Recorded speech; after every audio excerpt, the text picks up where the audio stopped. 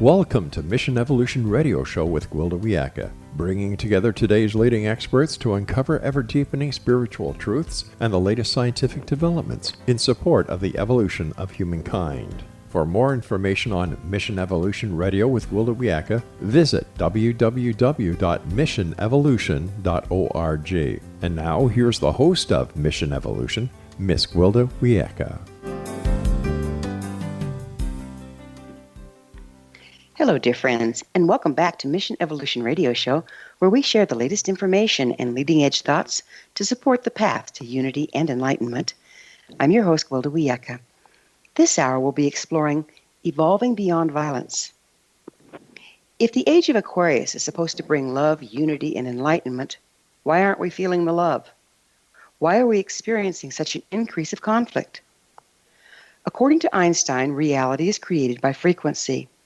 The transition from one astrological age to another, which we're experiencing at this time, involves a shift in frequency patterning. When changing from one frequency or expression to another, there's a period of chaos as the old system dissolves, freeing the constituent parts to form the new. During this time, old rules no longer apply, and the new ones have yet to manifest. One of many markers of a world in transition is an increase in fear and violence. Entering into an age of love, unity, and enlightenment is all well and good, but we still have to get there from here, and apparently the only way out is through. What do we do in the meantime? How can we mitigate the chaos? Is there a way to alleviate the violence? With us this episode to examine our options is Michael Nagler, Professor Emeritus of Classics and Comparative Literature at UC Berkeley, where he founded the Peace and Conflict Studies program. Founder and president of the Metta Center for Nonviolence, author of Spiritual Crisis, the Nonviolence Handbook, and the award-winning Search for a Nonviolent Future.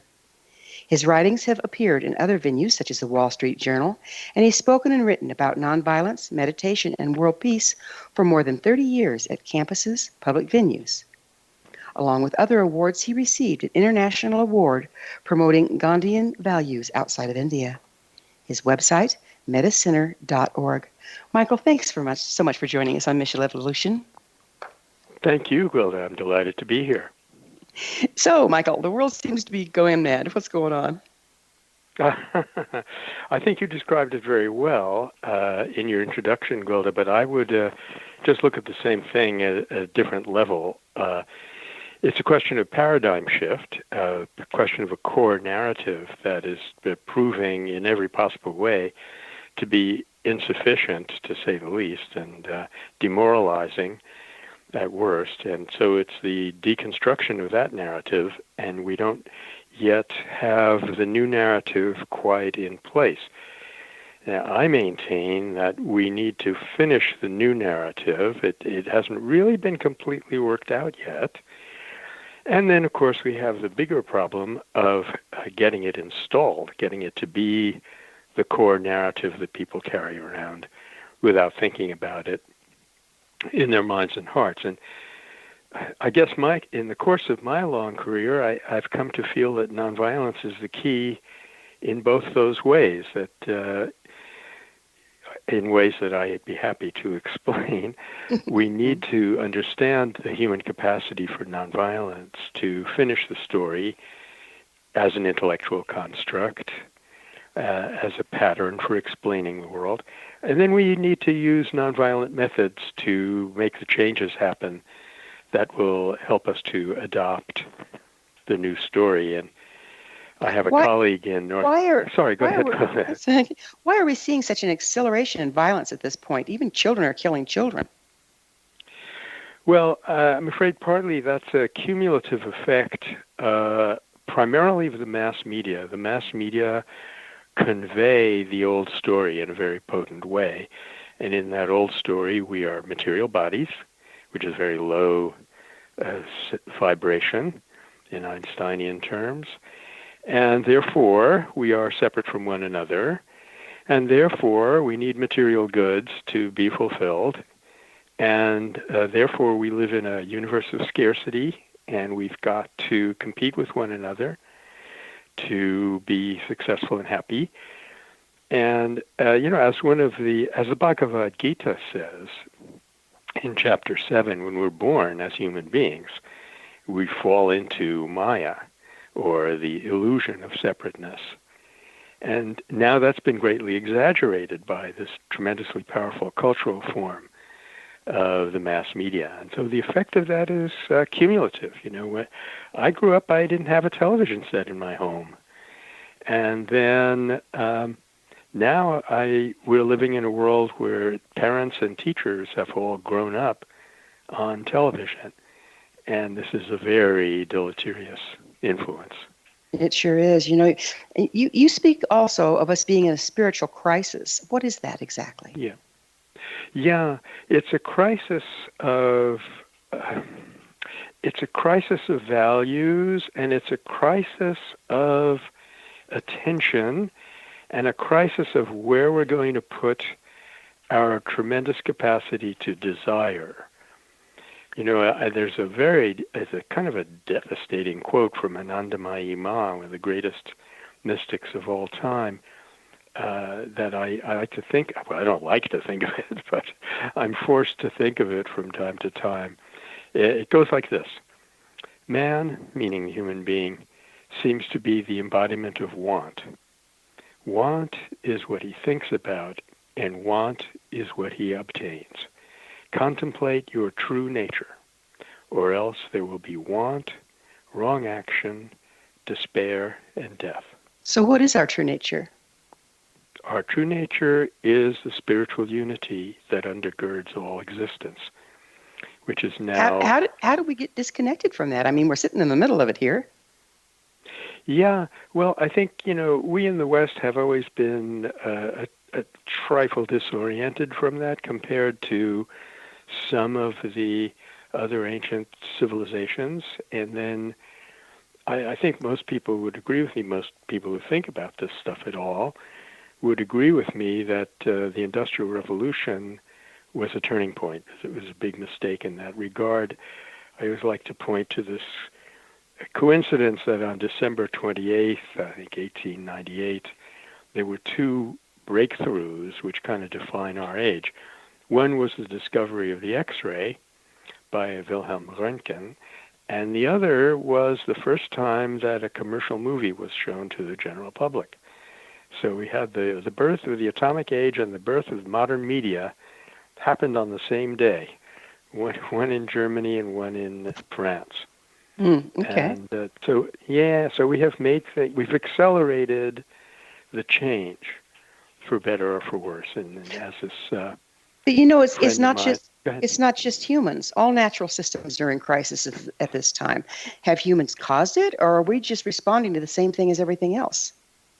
No, I think humans have. I think nature has a natural self-replicating and self-renewing balance, and we have skewed it drastically by, killing off species. And I don't want to go into the whole litany of what we've done to the planet, but it's all been done because we haven't contemplated our true being, and so we have wrong desires, and we think we need to cut down all the forests, and we need to, graze cattle where they used to be.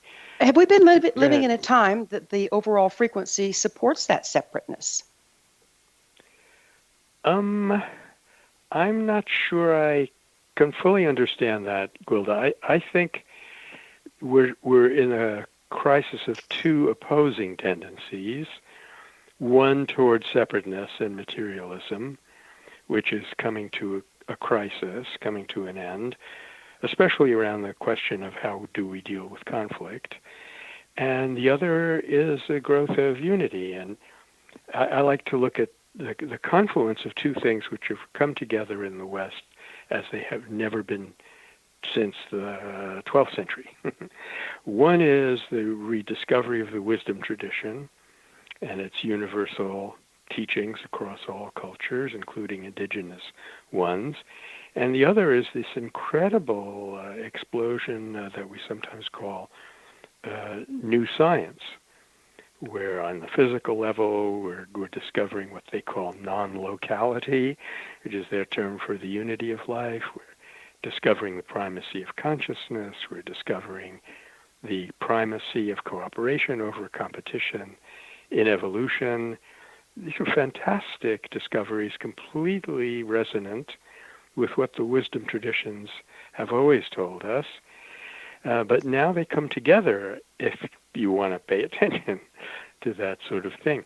And then But I think a third component, Why are they coming together at this particular time?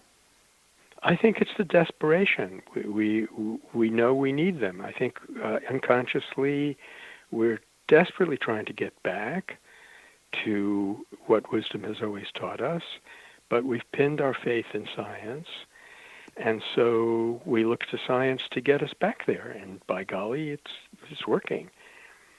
And I was going to add, I think there's a third thing that's really, really going in our favor, and that is the tremendous discovery of nonviolence. Well, nonviolence sounds like a really good thing at this point. I mean, we're looking out there, and it's getting pretty wild and crazy. We will have to take a commercial break. On the other side, though, we'll get deeper into nonviolence and what we can do to help ourselves get there. Michael and I will return shortly, so don't go away. You're listening to the Mission Evolution Radio Show, coming to you on the X-Zone Broadcast Network, www.xzbn.net. See you on the other side of the break.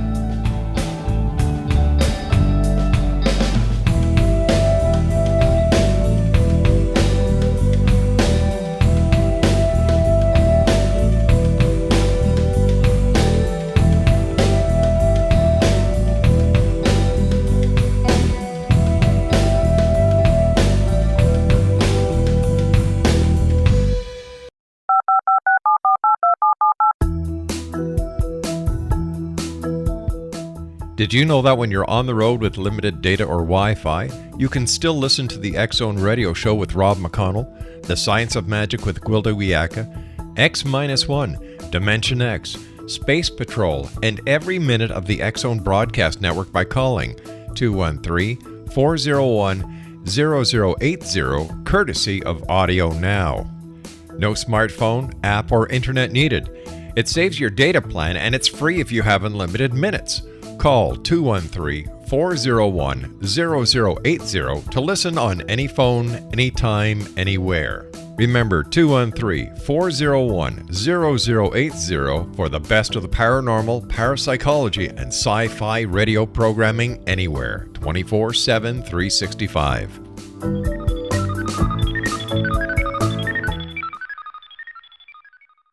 You have heard of the X-Zone?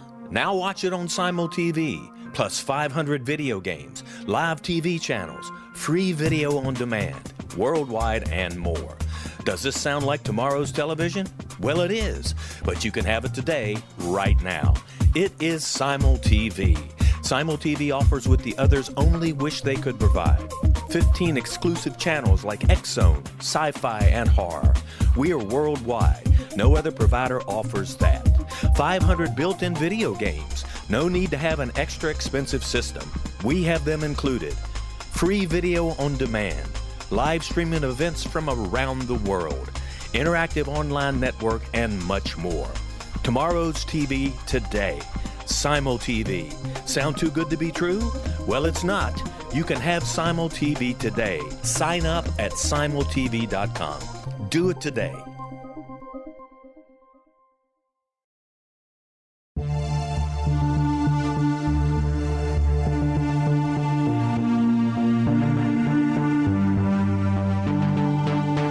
We live in rapidly shifting times of extreme volatility and uncertainty. Such profound change brings a unique opportunity for the evolution of consciousness. I'm Gwilda Wiyaka, host of Mission Evolution Radio Show, a program that explores the latest scientific developments and deepening spiritual truths supporting human evolution. Join me on xzbn.net, where I interview leading experts in science, physics, medicine, spirituality, and more. By applying divergent viewpoints to leading-edge topics, we uncover expansive and evolutionary truth to assist you on your path to enlightenment. More information and past episodes are available at missionevolution.org.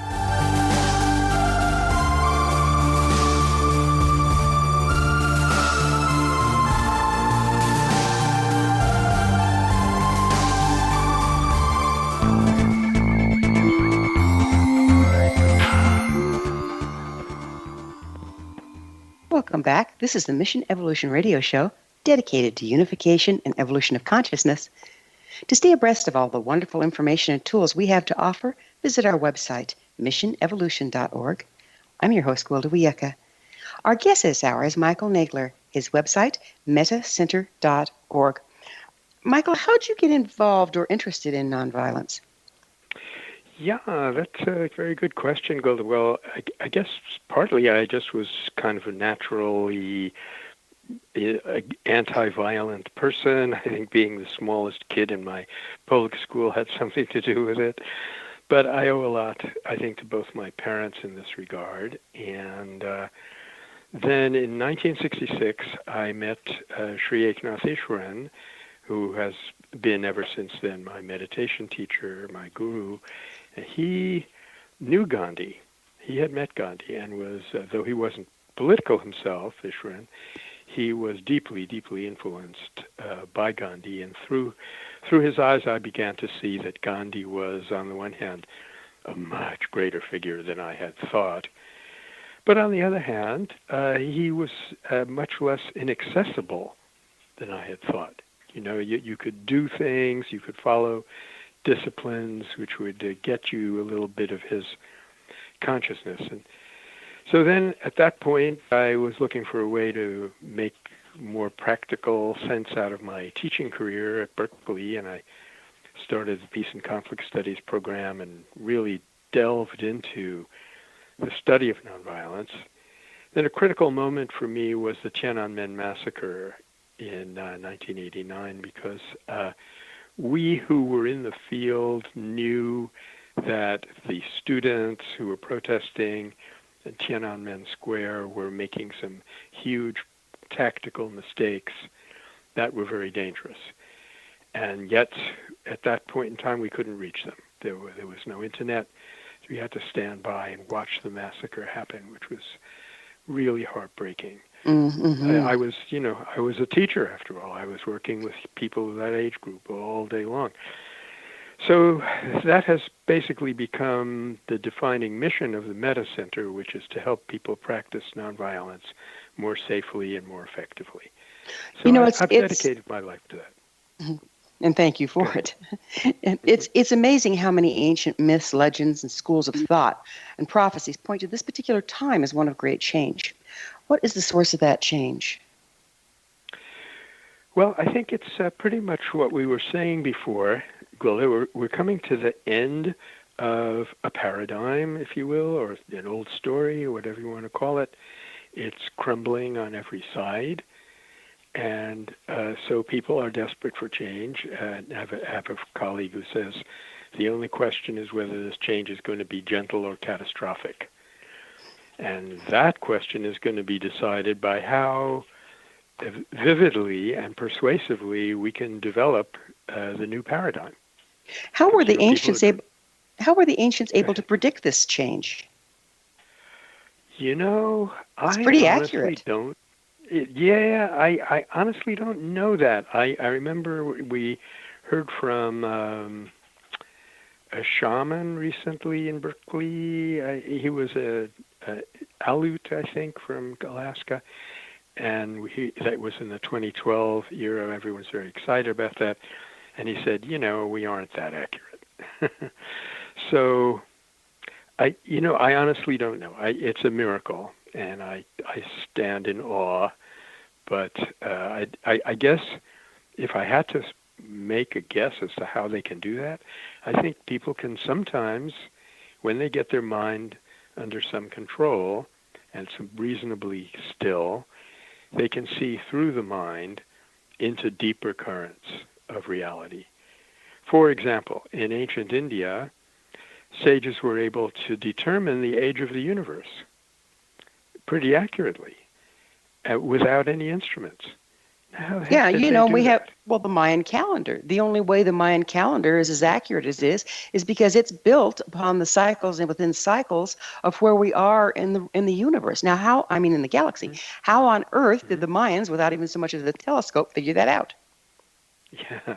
Well, I like to think that it may not have been what we generally think of as the mind, but a deeper current of intuition that only becomes accessible to us when the mind, as we know it, quietens down. I mean, isn't that what meditation is all about? Getting the mind to be more focused and more still so that we can sense these things that are part of something much greater than ourselves. And yet everything we're exposed to demands that the mind stay on deck and figure things out, from our educational system to media, etc.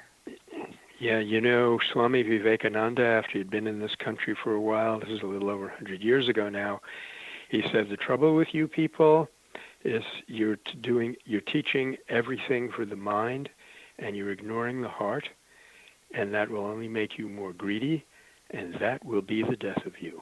Mm-hmm. Sorry to say no that, truer words, huh? Yeah. We would appear to be in a storm between two worlds or realities, Mm-hmm. or as some indigenous people call it, stories. How do we find our way through this storm? I think we cling to the new story. We jump into it with full faith. And when I say faith, I don't mean blind faith. I mean we take it on as a hypothesis. Maybe we are mind, body, and spirit. Maybe we are deeply interconnected. Maybe when we act as though life were a unity, it works better. And we try that out, and we find, by golly, it works. We had an American military commander in Iraq recently, and he was saying, we're creating terrorists faster than we can kill them. On the other hand, you have upwards of 20 American service people committing suicide every day. Now, why is that? It's because they have deeply, deeply violated their own inner nature. On the other hand, people who are practicing nonviolence, I've yet to hear of somebody committing suicide because they were in the civil rights movement or something like that. So, where does this story come from? Who writes it? Well, that is a critical question, and I wish I had a pat radio type answer for it. I'm not sure. I think we all each of us needs to do two things. We need to understand the new story intellectually and live it out. I urge people who are being activists to explain why they're doing what they're doing, because I think that combination of words and action is powerful. So you often have people who say, right now in my town, in Petaluma, there's been a huge demonstration for animal rights. And the animal rights demonstrators, when asked why they are doing this, well, isn't it projection? I mean, aren't we projecting our angst onto the world around us? Well, we're always doing that. Yeah, it seems. But that seems what activism is about. I mean, are we along for the ride here, or do we have some influence on outcome? I think we have more influence than we know, and we can deepen that influence the closer we get to the truth. This is why I was just saying, if these activists say that these factory farmers are violating the law, that's all well and good. But why don't they say, when you hurt another creature, you're hurting yourself, because all life is one consciousness. Now, at first, people would say, what?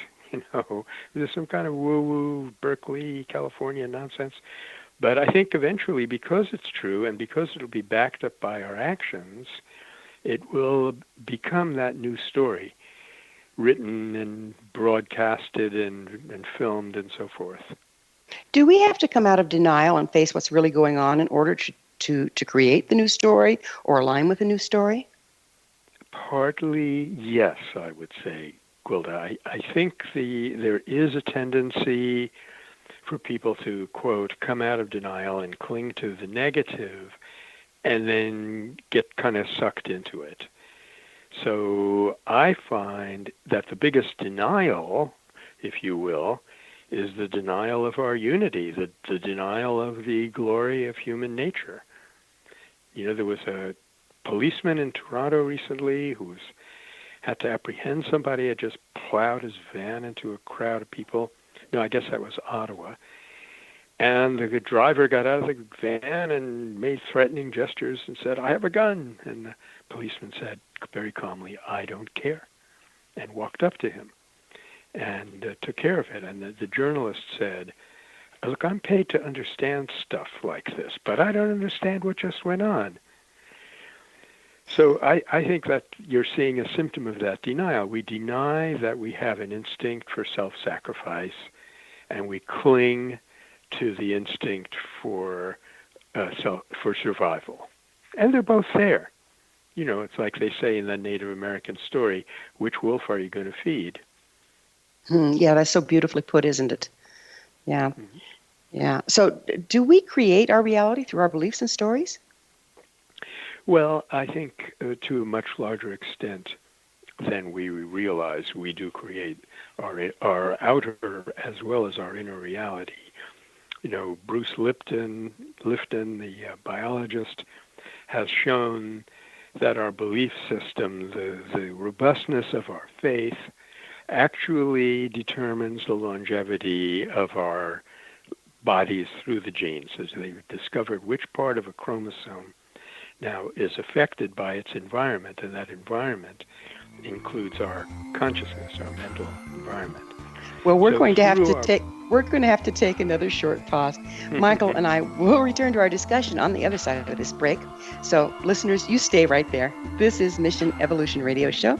We're coming to you on the X Zone Broadcast Network, xzbn.net.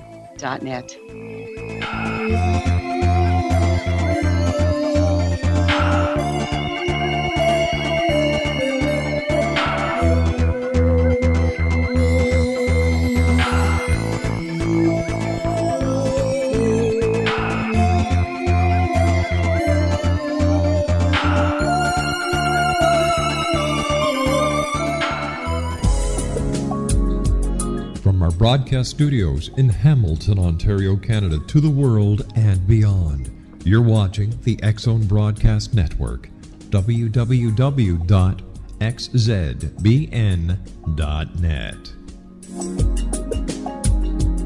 AVS Media Den. You have heard of the X Zone? Now watch it on Simul TV, plus 500 video games, live TV channels, free video on demand, worldwide, and more. Does this sound like tomorrow's television? Well, it is, but you can have it today, right now. It is Simul TV. Simul TV offers what the others only wish they could provide. 15 exclusive channels like X Zone, sci-fi, and horror. We are worldwide. No other provider offers that. 500 built-in video games. No need to have an extra expensive system. We have them included. Free video on demand. Live streaming events from around the world, interactive online network, and much more. Tomorrow's TV today. Simul TV. Sound too good to be true? Well, it's not. You can have Simul TV today. Sign up at simultv.com. Do it today.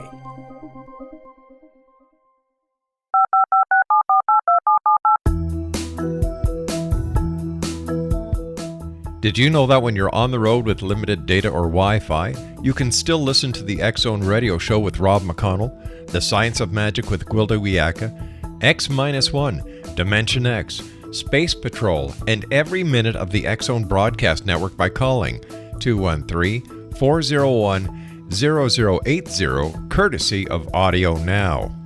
No smartphone, app, or internet needed. It saves your data plan, and it's free if you have unlimited minutes. Call 213-401-0080 to listen on any phone, anytime, anywhere. Remember 213-401-0080 for the best of the paranormal, parapsychology, and sci-fi radio programming anywhere, 24/7, 365.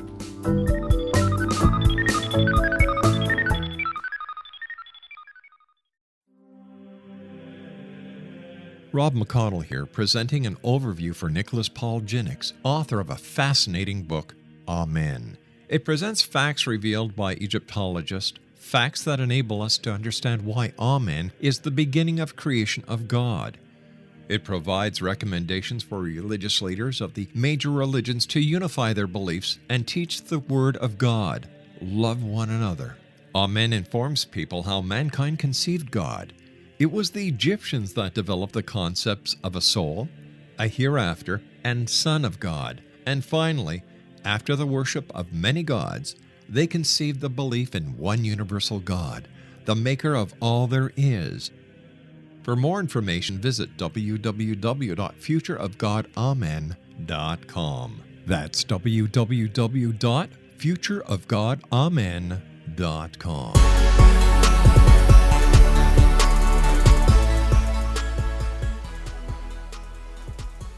Welcome back. This is the Mission Evolution Radio Show, bringing leading-edge information supporting the path to enlightenment.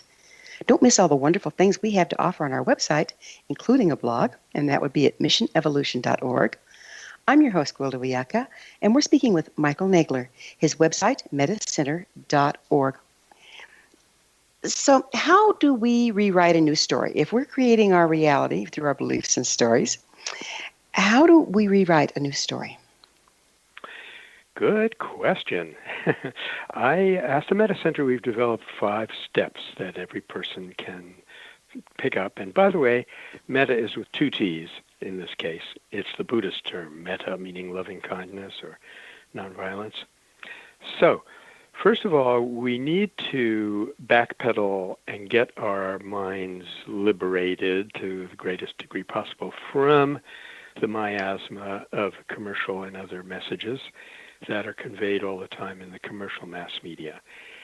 Then, when we've cleared up a little bit of that space, the next thing we recommend is that people learn about nonviolence, so learn everything you can about it. There's a history, a theory, a way to practice it, and that's tremendous amount of information has been generated in the last, even in the last 5 years, it's accelerating.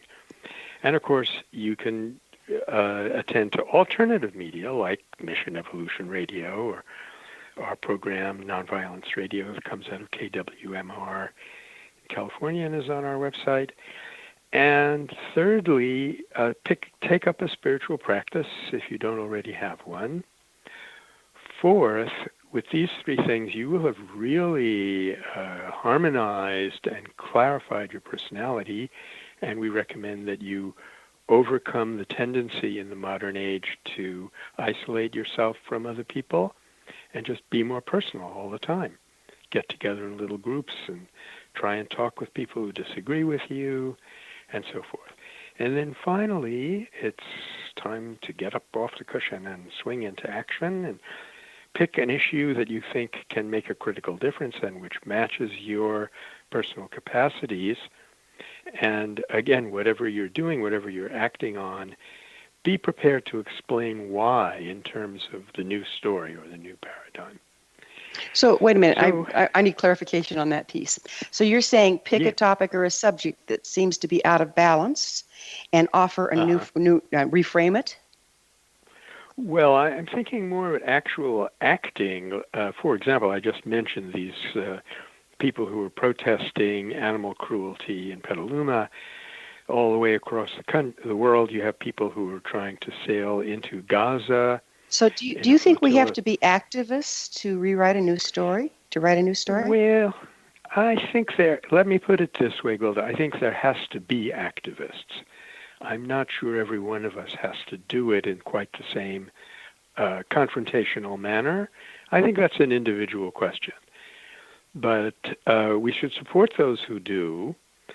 And whatever you're doing, arguing or just having a conversation with your brother-in-law or protesting a nuclear plant, be prepared to explain, I'm doing this because life is a unity and we need to refine ourselves. We need to create loving community. But activism is a bit polarized in its own right, isn't it, sometimes? It's a bit polarizing. You know, Gandhi said that he had lanced the boil, so to speak. He was releasing pent-up energies. It wasn't, the polarization was there, but it was built into the system. It's what we call structural violence. And Martin Luther King said exactly the same thing. People accused him of raising up this anger, and he said, we did not create outbursts of anger. And I think this is one of the most important things he ever said. We expressed anger under discipline for maximum effect. So we all have anger inside of us. Some of it is caused by injustice. And what are we going to do with that anger? I think the thing to do after those 5 steps of preparation, this will be very effective. The thing to do is to go into constructive work to redress the balance. And at times that may be confrontational. And that may lead to difficulties. I mean, 100 people have been killed in Nicaragua in the last Well, few months. it seems to me like what you're talking about is feeding the conflict rather than overriding it. So what exactly is nonviolence? Yeah, I don't think in this case we're feeding the conflict. I think we're releasing it into a space. You were talking about denial before. Mm-hmm. So some of the huge injustices in our society are a form of denial. We go around saying, oh, well, too bad, there's homeless people, nothing we can do about it. And that's a denial of the fact that we have caused this by our greed and our lack of compassion. So nonviolence is, first and foremost, that power I was just describing in the individual, which comes from converting anger or fear into a constructive power.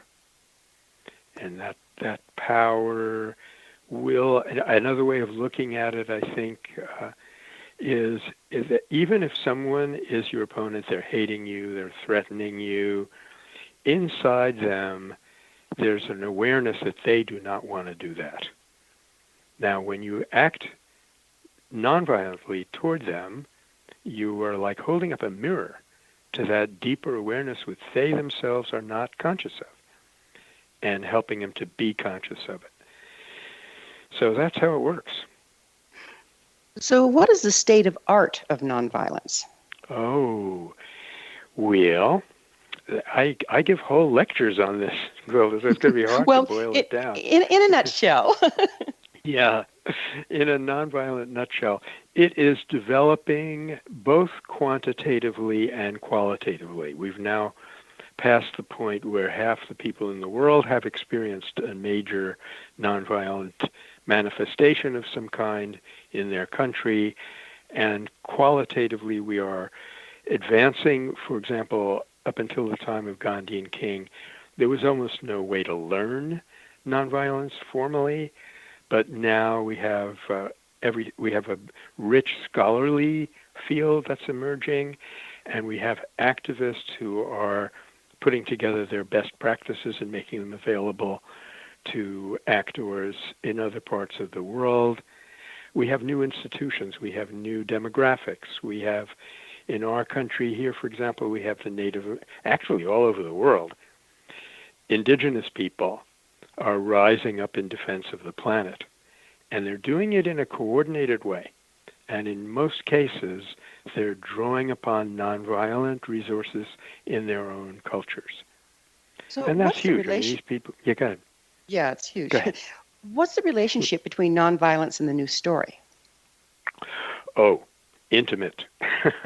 In my own personal career, I got interested in the new story because I thought we needed it in order to explain nonviolence. And I still think that's true. But I now also think, and I'm trying to finish a book on this subject, I now also think that the new story needs nonviolence as badly as nonviolence needs the new story. Because the new story has to give us a new image of who we are.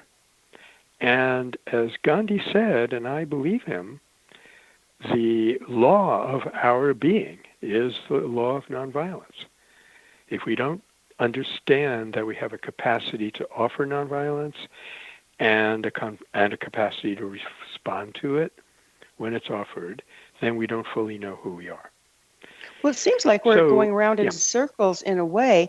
It's like, is nonviolence a compensation to get us through the storm until we can write another story? Or do we have to write another story before we experience nonviolence? Is it the chicken or the egg? Exactly, yeah. Yeah, I just think we need to work on both. They're going to reinforce each other. I definitely feel that when we can act nonviolently, in the truest sense of the word, the Gandhian sense of the word, we are living the new story. Just give you one example.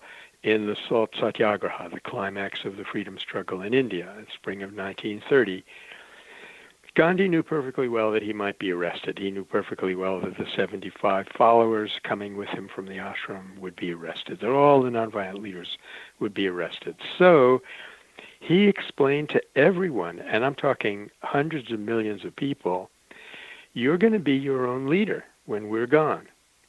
Now, partly that was a wonderful strategic move, but partly he was evoking people's sense of agency, their sense of responsibility. And one of the big lies about the prevailing story is that we're helpless, we're determined by our genes or neurotransmitters or something, and it's just, a motion of random particles in the universe. And the new story is, whoa, no, that is not true. We are, as the Buddha said, all that we are is the result of what we have thought. We control our thoughts, we control our destiny. So that awakening the agency, the sense of responsibility, and the capacities of the individual who is participating, and even the individual who is opposing you, is a way in which nonviolent practice, truly nonviolent practice, actually embodies the new story. And it helps to be able to explain that consciously. So it sounds like you're speaking about, in order to truly embrace a new story, we have to come out of victimhood and take responsibility for creating the old one in the first place. Absolutely. Yeah, I studied in We're going to have to pick up on that. We're going to have to pick up on that concept and on the other side of yet another quick break. Michael and I will be back shortly, so don't leave us now. This is the Mission Evolution Radio Show on the X Zone Broadcast Network, www.xzbn.net.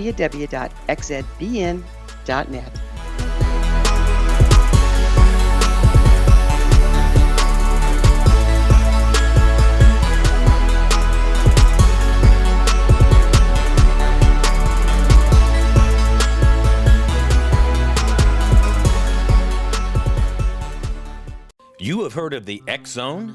Now watch it on Simul TV, plus 500 video games, live TV channels, free video on demand, worldwide, and more. Does this sound like tomorrow's television? Well, it is, but you can have it today, right now. It is Simul TV. Simul TV offers what the others only wish they could provide. 15 exclusive channels like X Zone, sci-fi, and horror. We are worldwide. No other provider offers that. 500 built-in video games. No need to have an extra expensive system. We have them included. Free video on demand. Live streaming events from around the world. Interactive online network, and much more. Tomorrow's TV today. Simul TV. Sound too good to be true? Well, it's not. You can have Simul TV today. Sign up at simultv.com. Do it today.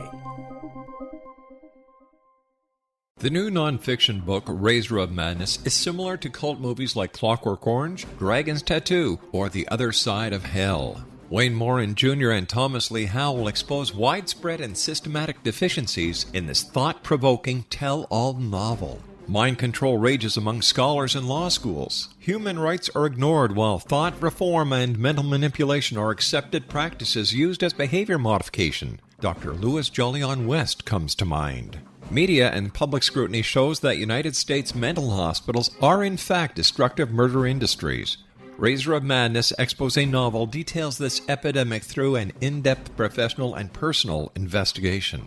For decades, there has been a revolving door policy that still releases killers and pedophiles back into society. The maestro of mind control continues to haunt America to this very day. Razor of Madness is available in paperback or as a downloadable ebook at Amazon.com.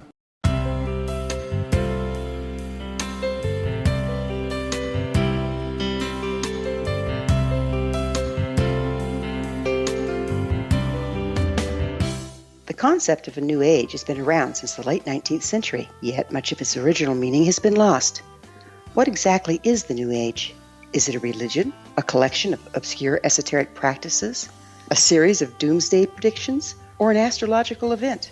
The New Age Chronicles is a unique, complementary publication bringing reason and grounded information to separate fact from fiction. Chock full of valuable information to support you as we make the monumental shift into the new era. You won't want to miss a single innovative issue. The New Age Chronicles newspaper is coming soon to www.newagechronicles.com.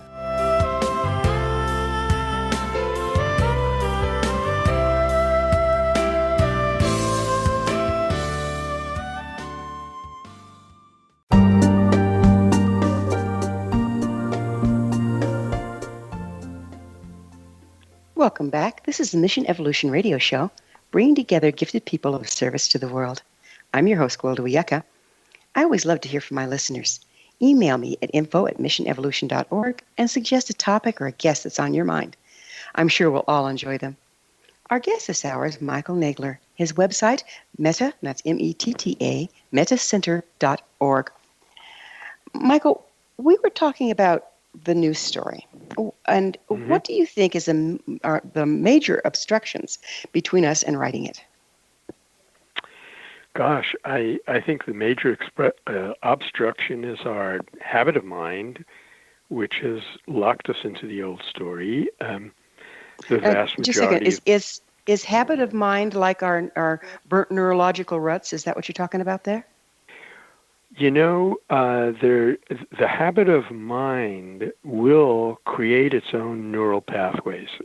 I think that's part of the new science. And, neuroplasticity tells us, which is the opposite of what I was told when I was in medical school many years ago, briefly. I was told that you got a certain set of neurons, they have a certain array of connections, and that is it. But now we know that neurons are forming and reconnecting with one another all the time, and the way that we think influences. So it uses those neurons as a memory system, a mnemonic, if you will. And we influence our brains by what we think. And when we think in terms of the news story, we have a certain neural setup that supports us, and it does make it harder for us to change it. But as we were saying before, the old story is collapsing on every side. It's sort of blowing up in our face. And at some point, historically, human cultures, human societies have very often stepped back and said, whoa, this is not working. We are going the wrong way. For example, in New Zealand, when people were given guns by Captain Cook, they commenced killing each other at a drastic rate. And then they stepped back and said, whoa, this is horrible. We got to get out of this somehow. And they found a very clever way to get out of it. They adopted Christianity. Guess what? And when you first adopt Christianity, you take it seriously. So they had to stop killing one another in the name of their new religion. So one way or another, I think the sheer desperation is going to force people to look around for an alternative. And if we have a persuasive, coherent alternative ready for them, I think we can get out of this very quickly. I'm not making any predictions, but I think it's possible. I'm hoping it's possible. The alternative doesn't look real nice. Yeah. So is this like an operating system, the new story? Like we're moving from Windows 7 to Windows 10?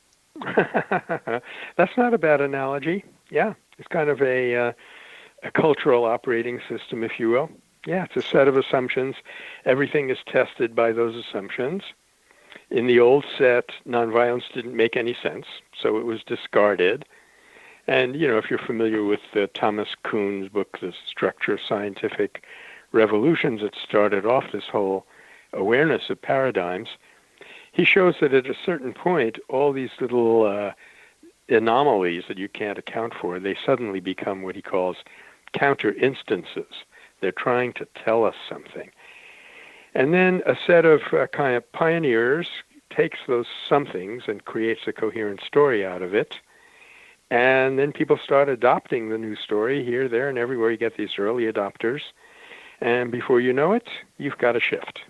So how many people coming into agreement is it going to take to reprogram this story? Interesting.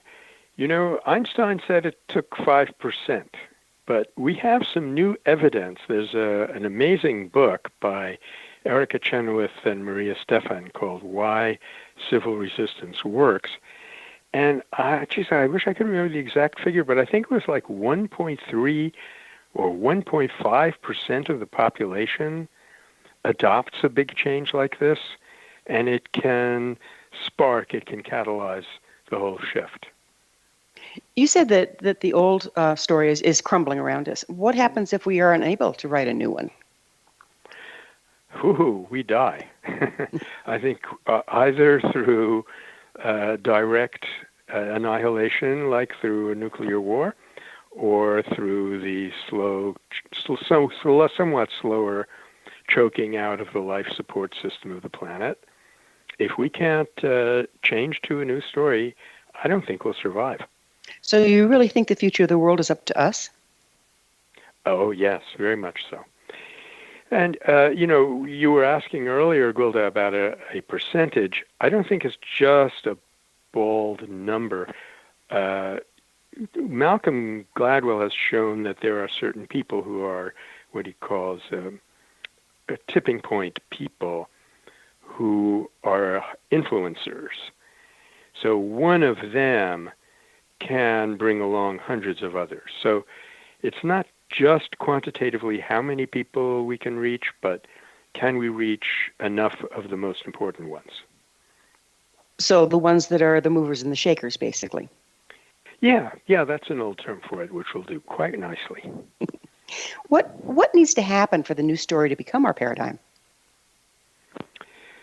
Well, I guess we need to accelerate our development of the story, both as a story, as a narrative that we explain to people, that we tell, and as concrete examples, of which there are many, many hundreds, probably hundreds of thousands, really, of experimental programs going on all over the world. There's new businesses, benefit corporations, my publisher, Barrett Kohler, being one of them. There are transition towns. There are all kinds of experiments which so far have not cohered. They have not pulled together. And that's, I think, what's the missing piece. They need to pull together, become conscious of who they are, that they are, in fact, the harbingers of a new world, to be able to explain that and to act appropriately. This is exciting times. Yeah, it's exciting times because we see pockets of real major solutions all over the place, just kind of popping up like these beautiful little flowers, but they're not a garden yet. They're not the new way of living a sustainable future. How do we pull it together? Well, I'll give you an example. We work very closely with a group called Nonviolent Peace Force, and what they do is they train people and support them financially to go into conflict areas and mitigate those conflicts. And they've done some incredibly courageous things in the shadows. Nobody knows about this. But through a very good friend of mine, Mel Duncan, they've been working on the UN for some 10 years now. And by golly, the UN has responded. They now have several conferences based on what they call unarmed civilian peacekeeping. And it's starting to make its way into the discourse of the world body. So that's an example of how these things do pull together and do percolate into the mainstream of consciousness. Will it happen fast enough? Whoa, I hope so. So do you. Yeah, we're dancing a razor's edge, aren't we? But it is heartening. It is heartening to look out there and see new technology coming on, new science coming on, all of which are paradigm shifters in and of themselves, if we can get the word out. And of course, that's what this show's about. It sounds like that's what you're about. Sure sounds like it. Good luck to the both of us, says I. Yeah, absolutely. Absolutely. So I've got about a minute left, so I'm going to drop a big one on you. What are the metaphysics of compassion? The metaphysics of compassion is the resonance with the deeper reality that we all share, that we are connected with one another. And through the phenomenon known as mirror neurons, we actually trigger that awareness in the brain structures of another person and evoke it, awaken it. And that's about the closest we can get, I think, to understanding how that works nowadays. There's subtle energy, and that impacts even our neural structures. And so just as we can influence one another through anger, but that's short-lived, we can influence one another through compassion, and that has a deeper change. So basically, if we carry the Kuan Yin, or the compassionate, detached nature, it sets up a resonance for other people to align with. Is that correct? That, as I understand it, Gwilda, that is perfectly correct and very hopeful. I am too. So are you telling me the best thing we can do is to nurture our own inner being? That is the most important and best thing we can do, to find out how to nurture it. That's why we have those 5 steps that we recommended at the heart of our roadmap in the Metta Center's scheme. Different people, I think, will find different ways of expressing that in the outside world, and more power to them. But I think most of us in this business are agreed nowadays that you have to undergird that with inner changes. It's an inside job. Well, as always, time has flown, and now we're out of it, Michael. Thank you so much for coming on the show. You're so welcome, Gwilda. Thank you for having me. Our guest this hour has been Michael Nagler, founder and president of the Metta Center for Nonviolence and author of Our Spiritual Crisis, the Nonviolence Handbook, and the award-winning Search for a Nonviolent Future. His website, mettacenter.org. Remember to join our email family to stay abreast of all the exciting new things we have coming up at missionevolution.org. This has been Mission Evolution Radio Show with Gwilda Wiyaka on the X Zone Broadcast Network, xzbn.net. Join us next time as the mission continues, bringing information and resources and support to an evolving world.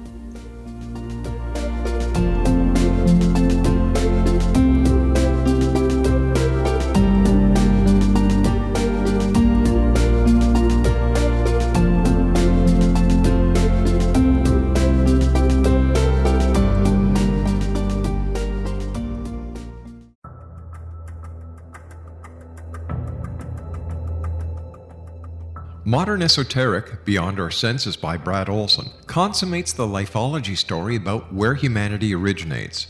It is the lost continents, the primitive wisdom, the mythos of creation, and the rethinking of ancient history as we are taught in academia. There is much more to the story than what we have been told. As this is the first book in the Esoteric series, Modern Esoteric starts at the beginning of time and accelerates up to this modern age.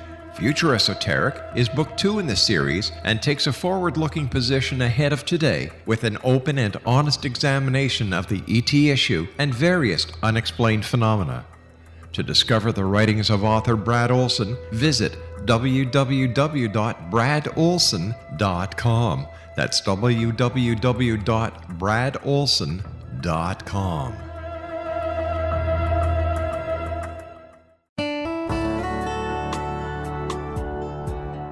Are you or is someone you know struggling with addictions, depression, anxiety, relationships, low self-esteem, lack of confidence, grief, success, and prosperity? Do you know that your subconscious belief plays a big role in the outcome of your hard work? We can help you permanently change the beliefs that may be the reason for your struggles and failures. We care about getting you the return on your investment and the results you are looking for. We can help you be free of the limitations of your past and in realizing your highest potential. We work with people by phone and Skype. For more information, visit us at www.ritasoman.com. That's www.ritasoman.com.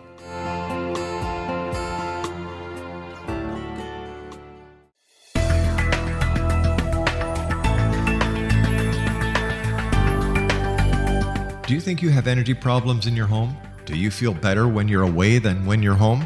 Joey Korn is a global leader in the world of dowsing who specializes in personal energy clearing and space clearing. He can help you create an ideal energy environment in your home no matter where you live in the world. Learn about his remote spiritual house cleaning services and much more at www.dowsers.com.